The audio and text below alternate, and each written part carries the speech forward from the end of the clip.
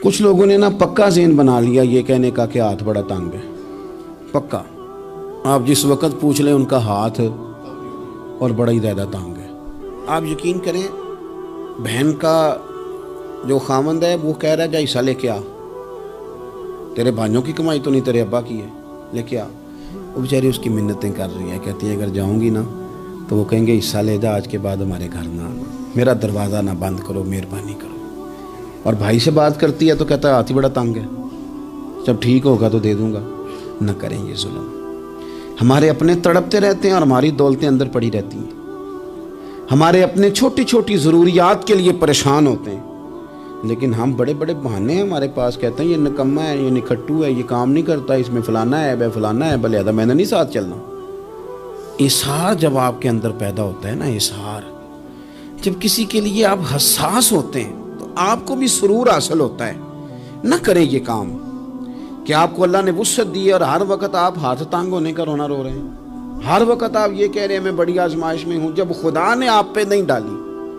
تو اتنے جھوٹ بولنا صرف اس لیے کہ میرے پیسے بچ جائیں, صرف اس لیے کہانی سنانا کہ حالات میرے بڑے خراب ہیں کہ کوئی بندہ میرے سے کوئی تھوڑا بہت قرض نہ مانگ لے. سنو, نبی پاک صلی اللہ علیہ وسلم کے پاس مہمان آ گیا, بخاری مسلم ہے. حضور نے ازواج مطہرات کے گھروں میں پیغام بھیجا, کچھ چیز ہے ضیافت کے لیے؟ یا رسول اللہ کچھ بھی نہیں, یہ دو جہاں کے شاہ ہیں اور پاس کچھ رکھتے نہیں, دو جہاں کی نعمتیں ہیں ان کے خالی ہاتھ میں. یا رسول اللہ کوئی چیز بھی نہیں. حضور نے صحابہ کے مجمع پہ نظر ڈالی, یا رسول اللہ صلی اللہ علیہ وسلم حکم ہو. تو حضور فرمانے لگے تم میں سے کوئی بندہ ہے جو اسے گھر لے جائے روٹی کھلائے؟ ایک صحابی اٹھے فوراً, حضور میں لے کے جاتا ہوں کھانا کھلاتا ہوں. فرماتے ہیں میرے گھر میں صرف بچوں کا کھانا تھا, یہ نہیں کہ فریزر بھرا ہوا ہے نعمتوں سے, صرف بچوں کا کھانا. یہ نہیں کہ کسی کو دیکھ کے اپنی ہنڈیا پہ برتن دے لیا, صرف بچوں کا کھانا. کہتے ہیں گھر گیا, بیوی سے کہا کیا کیفیت ہے؟ کہنے لگی بچوں کی روٹی ہے. میں نے کہا بچے سلا دے, صبح ناشتہ کر لیں گے. تو کہنے لگی آپ کیا کھائیں گے؟ تو میں نے کہا نہ میں کھاؤں گا نہ تو کھائے گی, مہمان جو نبی پاک کا ہے. کہا اچھا, اب ذرا تجویز دیکھو میاں بیوی کی سوجھی آپس میں. کہتے ہیں کھانا لگا دینا کیونکہ ایک آدھ بندے کا کھانا ہے.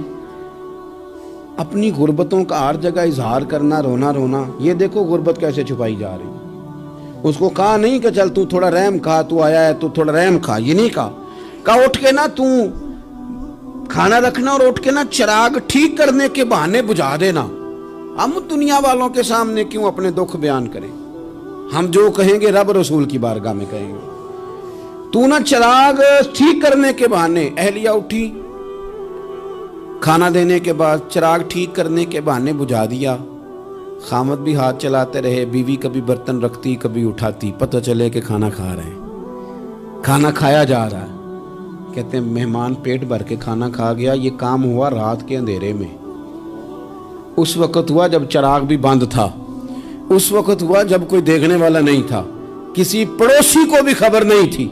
فرماتے ہیں صبح کے اجالے میں اس مہمان کو لے کے مسجد نبوی میں نے قدم رکھا تو نبی کریم نے فرمایا رات جو تم نے کام کیا ہے نا اسے دیکھ کے میرا رب بڑا مسکرایا ہے, اللہ بڑا مسکرایا ہے. اللہ تر دامنی پہ شیخ ہماری نہ جائیے, ہم دامن نہ چھوڑ دیں تو فرشتے وضو کریں. یہ شان ہے صحابہ کی.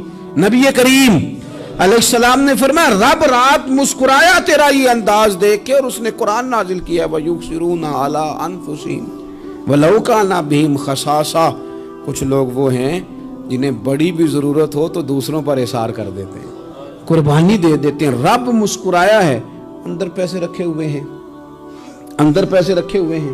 اور بہن آ کے منت کر رہی ہے کہ بھائی حالات بڑے خراب ہیں, تھوڑی سی مہربانی کر. تو کہتے ہیں بہن پردہ ہی ہے بس, کیسے بتاؤں تجھے حالات, تجھے کیا بتاؤں, کام کتنی مشکل سے چلتا ہے, یہ پردہ یہ بس.